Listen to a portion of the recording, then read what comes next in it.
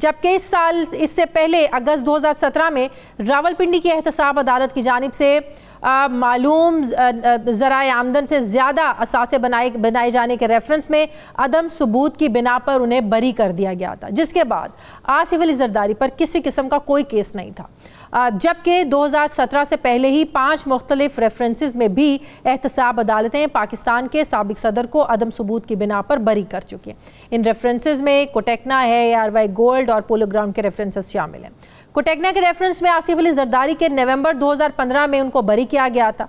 दिसंबर 2014 में आसिफ अली जरदारी को ARY gold case में बरी किया गया था, जबकि मई 2014 में पोलो ग्राउंड रेफरेंस में बरी किया गया था। जबकि मौजूदा चल रहे हैं जो केसेस, जाली अकाउंट्स केस में भी साबिक सदर आसिफ अली जरदारी और उनकी हमशीरा फरियाल तालपुर अगस्त 2018 से उबूरी जमानत पर थे। आसिफ अली जरदारी और उनकी हमशीरा तकरीबन 10 माह से जायद अरसे से जमानत पर रहे। जून 2019 में उनकी गिरफ्तारी हुई, लेकिन फिर दिसंबर 2019 में उन्हें फिर तिब्बी बुनियादों पर जमानत पर रिहा कर दिया गया। आसिफ अली जरदारी ने एक बयान में कहा था कि हम नैब का बायकॉट नहीं करेंगे, हम नैब को थका देंगे। जरा सुनिए उन्होंने क्या कहा। बाइकाट करके नहीं, उनको थका कर करेंगे। वो कहेंगे कि देखें ये कर नहीं रहे हैं, हमारी इज्जत नहीं कर रहे हैं, लॉ की सवाल सबने जो मुल्क का हाल किया वो। अब क्या वाकई अब जरदारी साहब ने नैब को थका दिया, क्योंकि किसी केस में आज तक कभी कुछ साबित नहीं हुआ है। मुझे ज्वाइन किया साबिक DG नैब कर्नल रिटायर्ड शहजाद अनवर भट्टी साहब ने। अस्सलाम वालेकुम, बहुत शुक्रिया कर्नल साहब आपका। कर्नल साहब, आपने भी सुना, ये बड़ा मशहूर हुई थी जरदारी साहब की ये बात कि आप नैब के जो है ना उनका बाइकआउट कर दो। उन्होंने कहा हम नैब से भागेंगे नहीं, हम उनके साथ भागेंगे और उनको थका देंगे।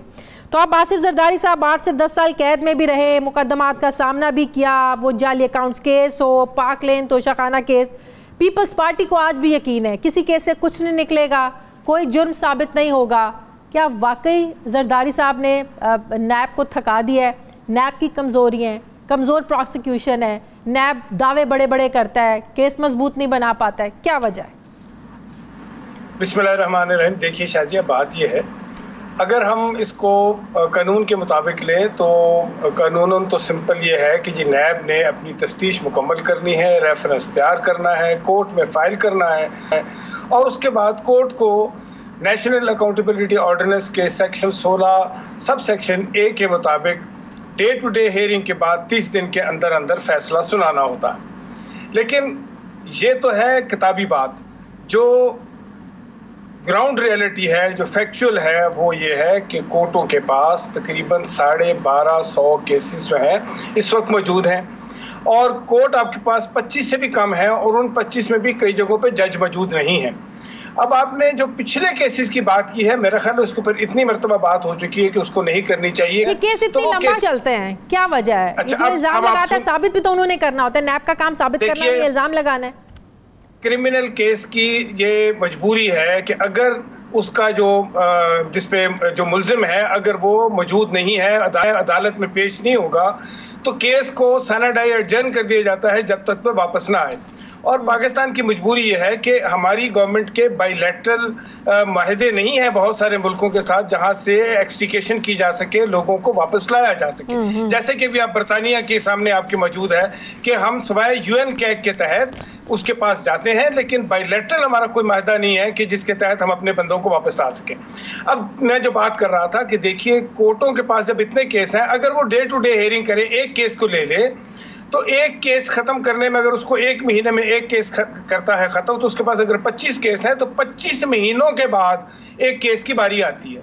तो आप बताइए कि जी कोई भी केस 2 साल से पहले तो सुना ही नहीं जा सकता कोर्ट से, और जब हाई कोर्ट में जाते हैं तो हाई कोर्ट जब ये देखता है कि साल हो गया है और केस में अभी तक कोई चीज आगे नहीं चली, तो वो उसकी जमानत दे देते हैं। और ये एक लीगल सी चीज है, ह्यूमन राइट्स की। तो ऐप का 90 दिन, 4 महीने, 6 महीने कैद में रखने का फिर क्या जवाब बनता है? अगर सबूत आप इकट्ठे कर रहे हैं, तफ्तीश कर रहे हैं, फिर साबित क्यों नहीं कर पाते अदालतों में? देखिए, ये मेरा ख्याल है कि आप उसको दूसरी तरफ ले रही हैं। नैब ने पूरी एविडेंस जमा करके रेफरेंस जब फाइल करती है तो एविडेंस पूरी मौजूद होती है, ऐसा नहीं होता कि विदाउट एविडेंस होती है। अभी आप ये देखिए, एक केस के अंदर जो अभी जरदारी साहब के वकील थे, उन्होंने 1 साल होने के बाद एक एप्लीकेशन दे दी है कि जनाब ये तो नैब के दायरा इख्तियार में नहीं आता कि जी वो ये फेक अकाउंट्स वाला जो केस है या इसको करे या इस तरह करे। तो अदालत ने पूछा कि आपने ये एप्लीकेशन 1 साल पहले क्यों नहीं दी? तो उन्होंने कहा जी रेफरेंस को बड़ी माइन्यूटली हमने स्टडी करना होता है और ये जल्दी में काम नहीं किए जाते। ये तो जरदारी साहब की बात होगी, ये जरदारी, लेकिन आप देखें शाहिद खाकन अब्बासी को देख लें, मुफ्ता इस्माइल देख लें, अलीम खान हो गए, शहबाज शरीफ हो गए, एहसन इकबाल हो गए, ख्वाजा साद रफ़ीक हो गए, इन लोगों के खिलाफ जो नैब ने केसेस बनाए, ये नैब की जो है ना कैद भी काट कर आए। यहाँ पर नैब की प्रोसिक्यूशन कमजोर नहीं थी, इल्जामात बड़े बड़े लगे, सबूत है हमारे पास। देखिए अभी तक तो इनमें से कोई भी अदालत से बरी नहीं हुआ, उनकी जमानतें हुई हैं, केसेस चल रहे हैं और जमानतें इसलिए हो जाती हैं, मैंने आपको बताया कि ये एक लीगल है, ये एक ड्यू प्रोसेस है कि अगर एक सर्टेन टाइम पीरियड के अंदर केस का, आप ये याद रखिए कि असफंद यार वली केस में जब नैब के पूरे ऑर्डिनेंस को पूरा खंगाला जा रहा था तो सिर्फ इसलिए नैब के अंदर के जमानत नहीं रखी गई थी कि भी नैब का फैसला तो 30 दिन के अंदर हो जाना है। बहुत बहुत शुक्रिया। हुकूमत जो है ना वो महंगी बिजली जो है ना अपने 2 सालों में कितनी बार कर चुकी है। वो वक्त आप भी नहीं भूले होंगे, हम भी नहीं भूले होंगे जब कंटेनर पर खड़े होकर यही इमरान खान साहब जो है ना वो बिजली के जो ना बिल जो है ना वो जलाया करते थे। आपको भी याद है, हमें भी याद है, और हमें ये भी याद है कि नून लीग के आखिरी अदवार में, आखिरी टाइम में बिजली की लोड शेडिंग बहुत हद तक कम हो गई थी। आप इस वक्त कराची में हैं, किस हद तक लोड शेडिंग हो रही है, कितनी लोड शेडिंग हो रही है कराची में, जरा बताइए। लोड शेडिंग तो इस वक्त तबाहकुन है, तकरीबन एग्जैक्ट तो नहीं मैं बता सकता बिल्कुल, क्योंकि मुख्तलिफ दिन चेंज होती रहती है, लेकिन आप कह सकते हैं 10 घंटे से लेके 14-15 घंटे तक बिजली नहीं होती है। और ये बिल्कुल सही कहा है कि इससे सिर्फ ये नहीं कि घरेलू सार्फिन है, इंडस्ट्रियल एक्टिविटी भी बिल्कुल तबाह हो गई है। और साथ में जो सबसे ज्यादा शिकवा है, हमें सबसे ज्यादा जो कंसर्न है, लेकिन जब नई हुकूमत आई पीटीआई और उनके जो भी गिले शिकवे थे, हमारे इख्तिलाफ के बावजूद उन्होंने इसका बोझ अवाम तक डालना शुरू कर दिया, इंडस्ट्रियल मैग्नेट्स पर डालना शुरू कर दिया कि बिजली के नर्ख बढ़ाने शुरू कर दिए। और उन्होंने कहा कि जी मुश्किल तरीन फैसले पहले साल में ले लो ताकि उसके बाद 1-2 उससे फायदे होंगे। एक तो ये है कि जी हुकूमत का जो गर्दिशी कर्जा है, सर्कुलर डेट है, वो खत्म हो जाएगा। और जो कहा गया रिपीटेडली कहा गया 100 बिलियन होना था जून 2020 तक, अकॉर्डिंग टू उमर अय्यूब साहब, जिन वजीर के बारे में आमिर लियाकत ने अभी जिक्र किया था। 100 बिलियन इस वक्त है 2200 बिलियन। अभी मुझे आप ये बताएं, और वो वजीर आजम के राइट पर होते हैं हर जगह और बड़े जबरदस्त स्टेटमेंट्स भी दे रहे होते हैं। तो एक तो वो सर्कुलर डेट डबल हो गया, दूसरा बिजली नहीं मिल रही, ये भी बड़ी अजीब सी बात है। जबकि ये अभी तक किसी वजीर ने ये आके नहीं कहा कि जी बिजली की जो पैदावार है वो कम है डिमांड से, तो फिर बिजली क्यों नहीं अवेलेबल है? नहीं, ये हुकूमत है बिजली की पैदावार 25,000 मेगावाट, जबकि जो तलब है वो 23,527 मेगावाट है। समझ में नहीं आ रही, बिजली अगर ज्यादा है तलब कम है तो फिर लोड शेडिंग का क्या जवाब बनता है, क्या मकसद, इसकी मंतक समझ में नहीं आ रही। ये इसका एक ही जातिया, इसका एक क्लियर इंडिकेटर है कि मिसमैनेजमेंट है। मैं वो उनकी तरह करप्शन नहीं कहूँगा, मिसमैनेजमेंट और इनकॉम्पिटेंस है कि जो डिमांड सप्लाई को आपने मैनेज करना होता है वो आप प्रॉपर तरीके से मैनेज नहीं कर सक रहे हैं, and that is why there is this problem.